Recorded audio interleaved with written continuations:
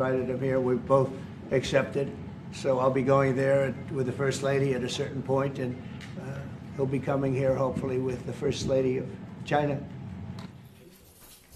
From Germany. Go ahead, please. Did you talk about the Chinese students? Are you allowing them to come to the U.S.? No, Chinese students are coming. No problem. No problem. Okay, and on It's our Russia? honor to have them, frankly. Look, we want to have foreign students, but we want them to be checked. You know, in the case of Harvard and Columbia and others, all we want to do is see their list. There's no problem with that. This is anybody outside of our country, international students, because when we see some of the people that we've been watching, we say, where do these people come from? How is that possible? No, we want to have foreign students come. We're very honored by it, but we want to see their list. Harvard didn't want to give us the list. They're going to be giving us the list now. I think they're starting to behave, actually, if you want to know the truth. Okay, and on Ukraine? Yeah, please. On Russia, are you willing to put more pressure on Putin to end the war by imposing new sanctions on Russia and also on China? Well, remember, I'm the one that ended Nord Stream 2, going to a place called Germany, come to think of it. I'm sorry I did that. I don't know. But I ended Nord Stream 2. Nobody else did.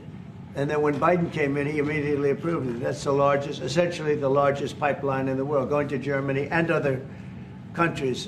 And by the way, we have so much oil and gas, you will not be able to buy it all. I mean, you literally, we have so much, and I hope we're going to make that a part of our trade deal because we have more than anybody else. We have actually the most by far in the world, probably double what anyone else has. So we'll work on that. I'm sure that's something we'll discuss today. Mr. President, What do you expect from Germany, and what do you expect from the Chancellor? Well, first of all, I'm glad to meet because I've been dealing with the Chancellor, and he's a very good man to deal with. He's difficult, I would say. Can I say that? It's a positive. Go ahead. You wouldn't want me to say you're easy, right? No. Yeah, he's a very great representative of Germany. I think all we want is just going to have a good relationship. The rest will just sort of follow very easily. We'll have a good trade deal. I mean, I guess that will be mostly determined by the European Union, but you're a very big part of that, so you'll be involved. But we'll end up hopefully with a trade deal, or we'll do something. You know, we'll do the tariffs. I mean, I'm okay with the tariffs, or we make a deal with the trade, and I guess that's what we're discussing now. yeah. Mr. President, Back there, please. Go ahead. Mr. President? Okay. Is Germany doing enough on defense, Mr. President? Is Germany doing enough on defense? What? Defense spending. is Germany doing enough on defense? The Chancellor wants to. Is Germany doing enough on Chancellor wants to defense? spend 3.5. Well, I don't know. I mean, I haven't discussed it very much. I know that you're spending more money on defense now, and quite a bit more money, and that's a positive Definitely. thing. I'm not sure that General MacArthur would have said it's positive, you know. He wouldn't like it, but I sort of think it's good. You understand what I mean by Absolutely, that? I understand. He made a statement, never let Germany rearm. And I said, I always think about that when he says, sir, we're spending more money on defense. I say, oh, is that a good thing or a bad thing? I think it's a good thing. But, you know, at least to a certain point. There'll be a point when I'll say, please don't arm anymore if you don't mind. We'll be watching him. I'm kidding. Mr. President. Mr. President. Biden, Mr. President. Yeah, Biden, you say Biden. Your predecessor dismissed your auto pen investigation. He said he made all the decisions during his presidency. I'm curious your reaction to his dismissal. Well, look, the auto pen, I think, is the big scandal. Outside of the rigged election of 2020, I think the biggest scandal of the last many years is the auto pen. And who's using it? I happen to think I know, okay, because I'm here. And I'm not a big auto pen person, fortunately. I'm glad. I'm very glad. It's an easy way out. But it's a very bad thing, very dangerous. You know, I sign important documents. Usually when they put documents in front of you, they're important. Even if you're signing ambassadorships, and I consider that important. I think it's inappropriate. You have somebody that's devoting 4 years of their life or more to being an ambassador. I think you really deserve, that person deserves to get a real signature, not an auto pen signature. And I can tell auto pen easily. I can look at it. Like two little pinholes from pulling the paper, right? You always see the pinholes. Yeah. It's real easy to tell about auto pen.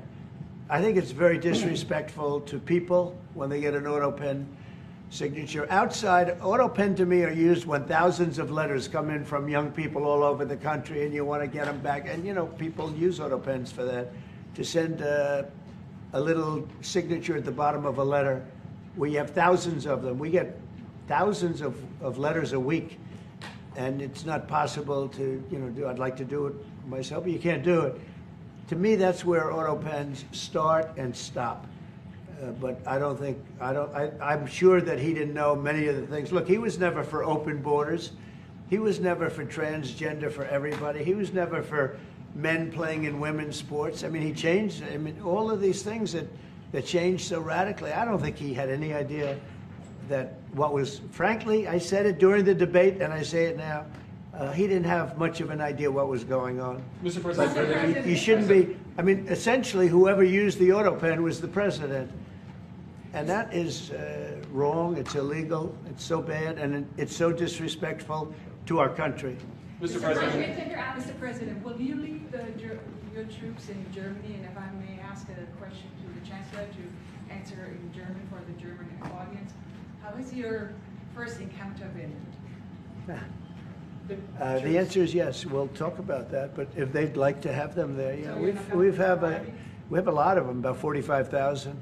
It's a lot of troops. It's a city when you think of it. That's good economic development. They're highly paid troops, and they spend a lot of money in Germany. But the relationship with Germany is very important. Yeah, we'll be doing that. No problem. May I say a few words in German to Yes, the German please. public? So, danke für die Frage. Wir sind hier im Weißen Haus und ich bedanke mich beim Präsidenten für den sehr freundlichen Empfang im Oval Office in diesem weltweit bekannten Raum. Ich freue mich sehr, hier zu sein und wir bereiten eine Vertiefung unserer Zusammenarbeit vor. Ich freue mich sehr darüber. Mr. President, you've made Mr. President. Do you speak English because you speak such good English? Is it as good as your German, would you say? Do you feel, do you feel it's not more my comfortable? mother tongue. No, it's not my mother tongue, but I try to understand almost everything and Yeah, very to good. speak as good as I can. Very good. You know, it's, Mr. President, you've made it's an achievement, actually. Mr. President, Mr. President, can the we follow up on the criticism auto that I've pen? seen Yeah, regard- please. Thank you, Mr. President. The criticism that I've seen, and I'm sure you've seen, regarding Elon Musk and your big, beautiful bill. What's your reaction to that? Do you think it in any way hurts passage in the Senate, which, of course, what is you're seeking? Well, look, you know, I've always liked Elon, and it's always very surprised. You saw the words he had for me, the words of, and he hasn't said anything about me that's bad. I'd rather have him criticize me than the bill, because the bill is incredible. It's the biggest cut in the history of our country. We've never cut. It's about 1.6 trillion in cuts. It's the biggest tax cut. You would say, people's taxes will go way down, but it's the biggest tax cut in history. It's we are doing things in that bill that are unbelievable. And when you look at what we're doing for small businesses, for people, for middle-income people, all of the things that we're doing, nobody's ever seen anything like it. And, you know, Elon's upset because we took the EV mandate, and, you know, which was a lot of money for electric vehicles. And, you know, they're having a hard time, the electric vehicles. And they want us to pay billions of dollars in subsidy. And, you know, Elon knew this from the beginning. He knew it for a long time ago. That's been in there. That's been, I would say, JD, that hasn't changed. That's been right from the beginning, Mr. Secretary, that hasn't changed at all, right from the beginning. But I know that disturbed him. He wanted, and rightfully, you know, he recommended somebody from that he, I guess, knew very well. I'm sure he respected him, but to run NASA, and I didn't think it was appropriate. And he happened to be a Democrat, like totally Democrat. And I say, you know, look, we won. We get certain privileges, and one of the privileges, we don't have to appoint a Democrat. NASA is very important. We have great people. General Kane is going to be picking somebody with our. We'll be checking him out, seeing. But he wanted that person, a certain person, and we said no.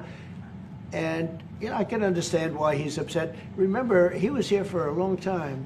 You saw a man who was very happy when he stood behind the Oval desk. And even with the black eye, I said, "You want a little makeup? We'll get you a little makeup." But he said, "No, I don't think so," which is interesting and very nice. He wants to be who he is, so you could make that statement too, I guess. Look, Elon and I had a great relationship. I don't know if we will anymore. I was surprised because you were here. Everybody in this room practically was here as we had a wonderful send-off. He said wonderful things about me. You couldn't have nicer. Said the best things. He's worn the hat. Trump was right about everything. And I am right about the great, big, beautiful bill. We call it a great, big, beautiful bill because that's what it is. And again, biggest tax cuts in history, biggest economic development moves anywhere. We've never done anything like it.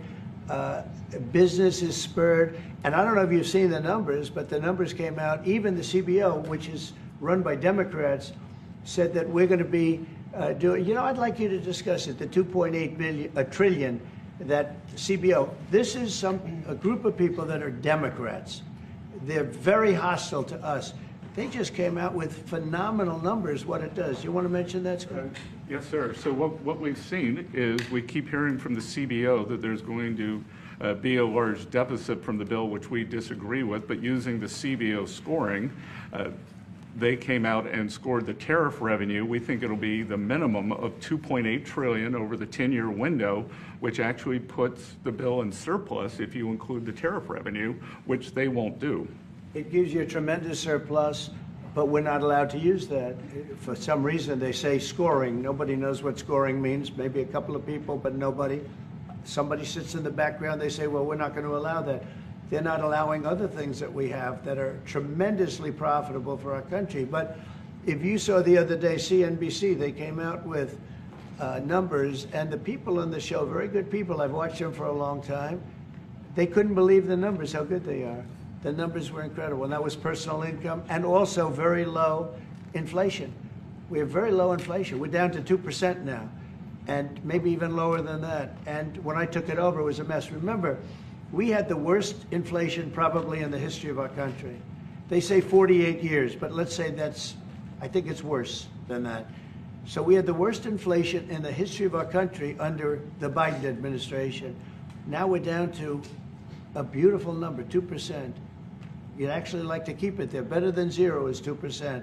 It's going down maybe to 1%, and 1% is like perfect. That's perfect. You don't want to have zero for certain reasons that nobody is very interested to listen to. But we have almost perfect inflation. Grocery prices are down.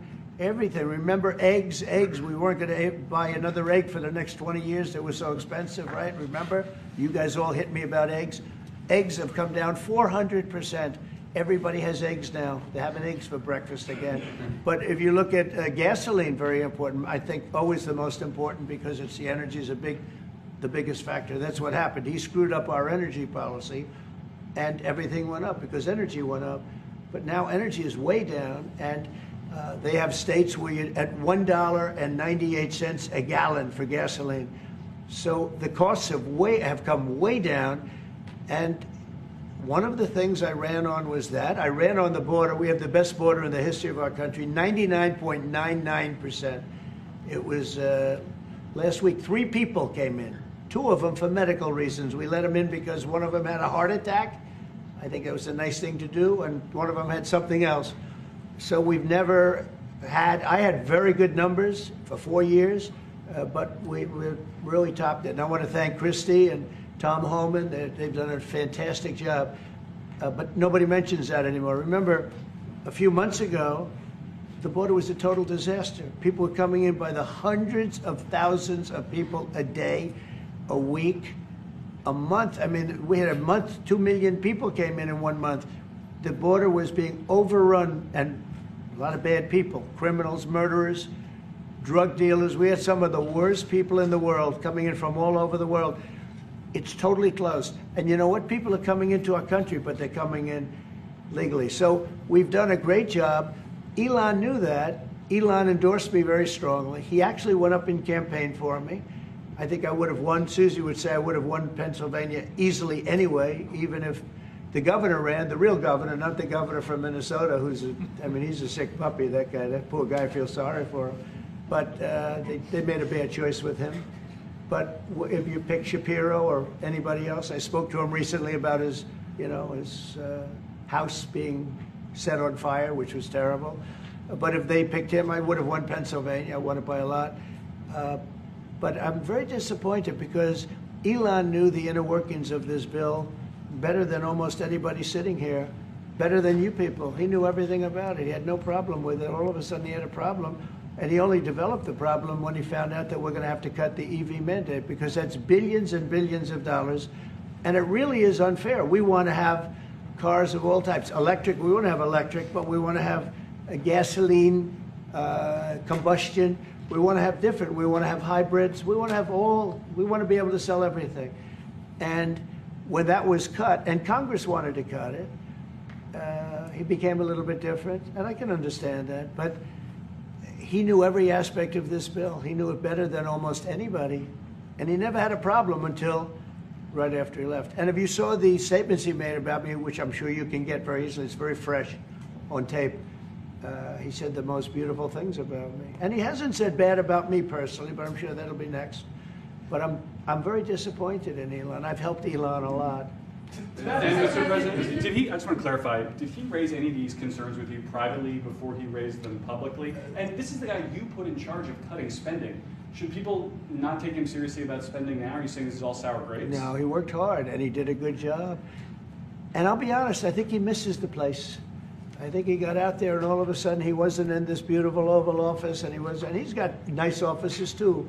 But there's something about this one. I was telling the chancellor, this is where it is. People come in here, even from Germany. They come in and they walk into the Oval Office, and it's just a special place. It's, you know, World War I, it started and it ended here, and World War II, and so many other things. Everything big comes right from this beautiful space. It's now much more beautiful than it was 6 months ago. A lot of good things are happening in this room. And I'll tell you, he's not the first. People leave my administration and they love us. And then at some point they miss it so badly, and some of them embrace it and some of them actually become hostile. I don't know what it is. It's sort of Trump derangement syndrome, I guess they call it, but we have it with others too. They leave and they wake up in the morning and the glamour's gone, the whole world is different, and they become hostile. I don't know what it is. Someday you'll write a book about it and you'll let us know. Yeah. Mr. President, speaking of ending wars in this room, you were very critical of Vladimir Putin a couple of days ago. What kind of play is he playing from your perspective? Well, look, he got hit. He's been doing hitting, so I understand it. But he got hit hard, and I don't think he's playing games. I think I've always said he wanted the whole thing. I thought he wanted the entire everything having to do with Ukraine. That's something that would have never happened if I were president. The election was rigged. I didn't get to be president, but I got to be president now. And I think it's a much more important presidency. Other than a couple of things like that, the war would have never happened. The war with Ukraine, with Putin, would have never happened, ever, not even a chance. And it didn't happen for 4 years. And it wasn't thought of. I used to talk to him about Ukraine a lot. It was the apple of his eye, but he would have never done what he did. And I think mistakes were made by him, but I think mistakes were made by other people. The president should have never allowed that war. Biden should have never allowed that war to happen. If you had the right guy in here, that war would have never happened. Israel would have never happened with Hamas. That would have never happened. The attack on Israel would have never happened because Iran was broke. They had no money. They had no money to give to Hamas or Hezbollah or anybody else. And all of that would have never happened. Inflation wouldn't have happened. It was caused mostly by energy. And the Biden administration messed up my great energy policy. We were down into the 190 a gallon, and it would have never happened. It was caused by energy and their bad spending on the Green New Scam and other things that they spent on. But all of those things would have never happened. But maybe most importantly, the war, Chancellor, with Russia would never have happened with Ukraine. It was something that would have, you know, I dealt with Putin a lot. There was no chance, zero. And, you know, a lot of people say, how do you know? For 4 years it didn't happen. There was never a chance of it happening. And he understood the consequences. Now, it's a shame. I mean, when you see all of those people, they came out with a report today that that millions of people Millions of people have died, much more than people thought. And I've been saying that for a long time. The amount of death in that war is far greater than the news has been reporting, or than, frankly, that either side has been reporting. It's a very sad thing. And I can tell you, just speaking for the chancellor, because we speak about it, he feels the same way. He wants to see it ended. Would you like to say something? Absolutely. And I'm here, Mr. President, to talk with you later on how we could contribute to that goal. And we all are looking for measures and for instruments to bring this terrible war to an end. And may I remind you that we are having June 6th tomorrow. This is D-Day anniversary, when the Americans once ended a war in Europe.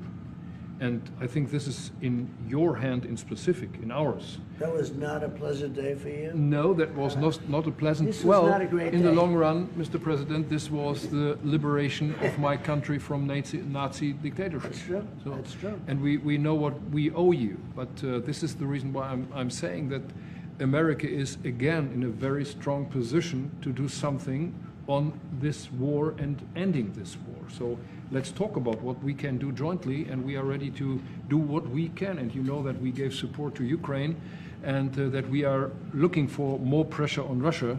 The European Union did, and we should talk about that. We will talk about it. And, Yeah. you know, it's good timing.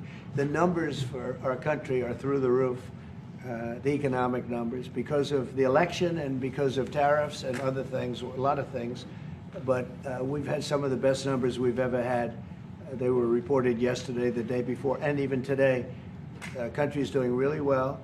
I think that one of the things you'd be most interested in is that 6 months ago, we were having a hard time getting anybody to join our military. I mean, they just couldn't do it. The numbers were record low. We couldn't get people to join the military. It wasn't me. This was before I got there, the past administration. But 6 months ago, a year ago, the numbers were record low. You couldn't get them to join. That included the police. And you couldn't get them to join. Now, we just hit the highest number in the history of our country, we think, but very close, but the highest in the history of our country, recruitment, joining the Army, Navy, Air Force, Marines, Coast Guard, police forces all over the country. What did you do for that? What was the reason? Spirit. They love our country again. You know? You're going to do the same thing. Spirit. We have great spirit is back in our country, and it's very simple. And, you know, it was only, Susie, 6 months ago, right, that you got reports. You're the one that released them, that you couldn't get anybody to join the military, and now we're stocked. Every service now is packed, and we have waiting lists of people trying to get in, as good as we've ever had in the history of our country. So that's an honor. That's a great honor. Mr. President, on the war. On California. You've asked. You've had enough. Go ahead, please. Mr. President, so would you consider to put more sanctions on Russia? Because this discussion is going on now for weeks and months, and you tweeted about it once, but then nothing happens. So Yeah, when I see the moment when we're not going to make a deal, when this thing won't stop, Is there a deadline? if that moment, yeah, it's in my brain, the deadline. When I see the moment where it's not going to stop, and I'm sure you're going to do the same thing, will be very, very, very tough. And it could be on both countries, to be honest. You know, it takes two to tango. But we're going to be very tough. Whether it's Russia or anybody else, we're going to be very tough. That's a bloodbath that's going on over there. And when I see the moment where I say, well, they're going to just keep fighting. You know, I gave the analogy yesterday when I spoke to President Putin. I had a 2-hour and 15-minute call with him. Sometimes, and this is me speaking maybe in a negative sense, but sometimes you see two young children fighting like crazy. They hate each other, and they're fighting in a park. And you try and pull them apart. They don't want to be pulled. Sometimes you're better off letting them fight for a while and then pulling them apart. And I gave that analogy to Putin yesterday. I said, President, maybe you're going to have to keep fighting and suffering a lot, because both sides are suffering, before you pull them apart, before they're able to be pulled apart. But it's a pretty known analogy. You have two kids, they fight. Sometimes you let them fight for a little while. You see it in hockey, you see it in sports. The referees let them go for a couple of seconds, let them go for a little while, before you pull them apart. And maybe, and I said it, and maybe that's a negative because we're saying go, but a lot of bad blood. There's some bad blood between the two. I have to deal with it, and the chancellor has to deal with it. It's incredible. The level of, there's a great hatred between those two men, but between the warring parties. Great hatred. Can you say and believe apparently that there's no immediate peace? What? That there is no immediate peace. There will be no. Well, I can't. I'd love to have immediate if I could. But why If I could, but we don't have immediate. You know, it's like I'd love to have that. I'd like it to start right now. We would leave a room if we knew the war could end. We'd say, forget about you guys. Forget about trade, right? Yeah. We'd say, let's go settle it. There's some additional fighting that's going to go on. You know, he attacked, and they attacked pretty harshly. They went deep into Russia, and he actually told me. I mean, I made it very clear. He said we have no choice but to attack based on that, and it's probably not going to be pretty. I don't like it. I said, don't do it. You shouldn't do it. You should stop it. But again, there's a lot of hatred, and you know, I'm very proud of the fact that with India and Pakistan, I was able to stop that. And those are nuclear powers, and that was getting close to being out of hand. And I spoke to some very talented people on both sides, very good people on both sides. And I said, you know, we're dealing with you on trade, Pakistan and India right now. I said, we're not going to deal with you on trade if you're going to go shooting each other and whipping out nuclear weapons that maybe even affect us. Because, you know, that nuclear dust blows across oceans very quickly. It affects us.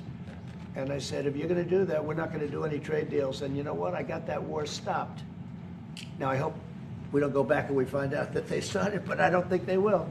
They were both good. They were well represented. I want to congratulate both countries because, as you know, the leader of India, who's a great guy, was here a few weeks ago. We had some great talks. We're doing a trade deal.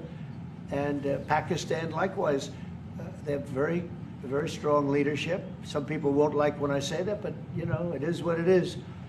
And they stopped that war. Now, am I going to get credit? I'll never get credit for anything. They don't give me credit for anything, but nobody else could have done it. I stopped it. I was very proud of that. I wish we could do the same thing with Ukraine and Russia. And at some point it'll happen. I believe that. And if it doesn't happen, or if I see somebody's out of line, if Russia's out of line, you'll be amazed how tough. Remember this, they like to say that I'm friends with Russia. I'm not friends with anybody. I'm friends with you. I'm not friends with that. I want the right thing to happen for our country, for everybody, for humanity. But I'm the one that stopped the pipeline. It's called Nord Stream 2. Until I came along, nobody ever heard, not one person in this room ever heard of Nord Stream 2. You probably did, yes, because it went to Germany. He's the only one. Knowing that this was a mistake. But yeah, I stopped right. him. I stopped it. Yeah, and you've said that openly. Yeah. It was a mistake because, and I used to go with Angela. I'd say, well, wait a minute. We're spending all this money to defend you against Russia, and then you're giving Russia billions of dollars a month. What kind of a deal is that? You know, which was... but you said it better than anybody else. I appreciate it. But I'm the one that stopped it. And that was the biggest economic development job, if you want to call it that, in the history, think of it, in the history of Russia. That was a massive, it's the biggest pipeline in the world. Going to go all over Europe, not only to Germany. You know, they were Germany, but then they were branching off all over to Europe. Nobody ever heard of, not one person of you heard of it. And I stopped it. It was dead. And then they say, I'm friends with Putin.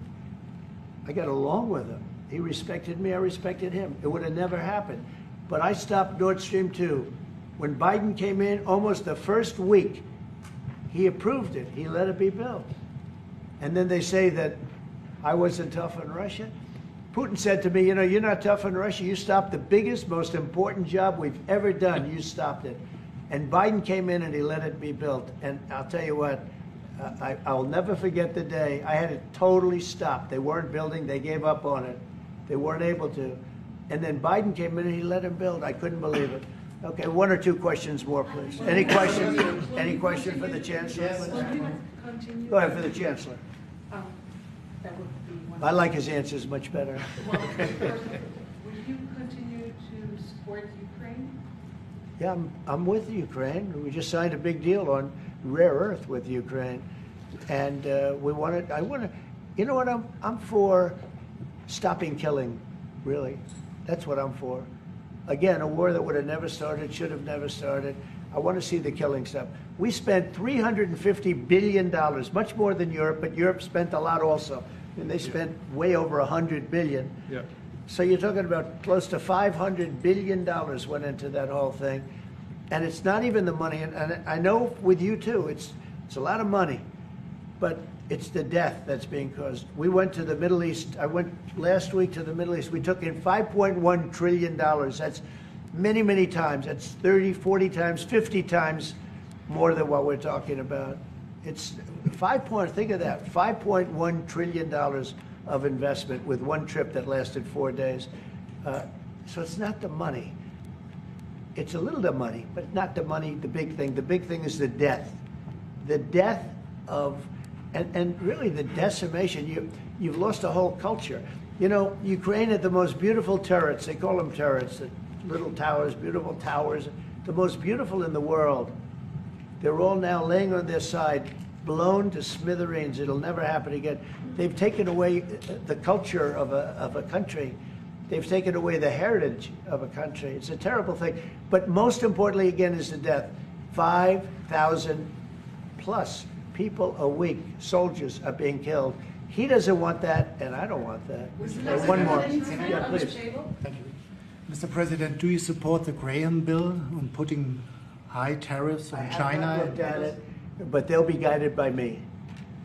That's the way it's supposed to be. They're going to be guided by me. No, I haven't looked at it. It's a bill on sanctions, etc. I'm a very quick study. At the right time, I'll do what I want to do. But it could very well be okay. I'll have to see. But they're waiting for me to decide on what to do, and I'll know maybe very soon.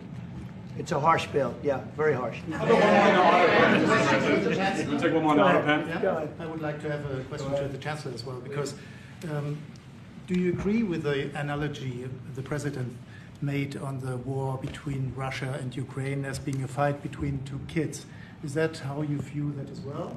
And what do you actually want the U.S. President to do in this? Well, I think we both agree on this war and how terrible this war is going on, and we are both looking for ways to stop it very soon. And I told the President before we came in that he is the key person in the world who can really do that now by putting pressure on Russia. And we will have this debate later on again, how we can proceed jointly between the Europeans and the Americans. And I think we are having the duty to do something on that now, to stop it after 3.5 years, which is really terrible. Look at the kids, the kids which were kidnapped from Ukraine to Russia. This is all terrible. And so we are talking about instruments, measures, what we can do, and my personal view is clear on that. We are on the side of Ukraine, and we are trying to get them stronger and stronger just to make Putin stop this war. And this is our approach. We get satellite pictures of the war field, and you don't even like to look at them, right? It's terrible. So it's really bodies, arms, heads, legs all over the place. You've never seen anything like it. It's so ridiculous. And this is only by Russian weapons against Ukraine. This had never happened with Ukraine weapons against Russia. Never. Ukraine is only targeting military targets, not civilians, not private, not energy infrastructure. So this is the difference, and that's the reason why we are trying to do more on Russia, how to stop this war. Well, in this case, I'm talking about the battlefield, the soldiers on soldiers. But you could also say that, too, with the cities. The cities are being hit also. So it's a terrible, terrible thing. Somebody said autopen. Did I hear the word autopen? I'm just curious. Because I think it's the biggest scandal maybe in the last 100 years in this country. So when I hear that word, I think it has to be discussed, because the fake news will try and hide it, and we can't do that. Well, that's But go what I'm ahead. asking. Have you uncovered any evidence that anything specific was signed without President Biden's knowledge or by other people in the administration acting illegally? Well, I don't think Biden would know whether or not he signed it. I'm asking if you've uncovered any of that information. No, but I've uncovered, the human mind. I was in a debate with the human mind, and I didn't think he knew what the hell he was doing. So, it's just one of those things, one of those problems. We can't ever allow that to happen to our country. The danger our country was in, and I know some of the people that worked with him, radical left, horrible people.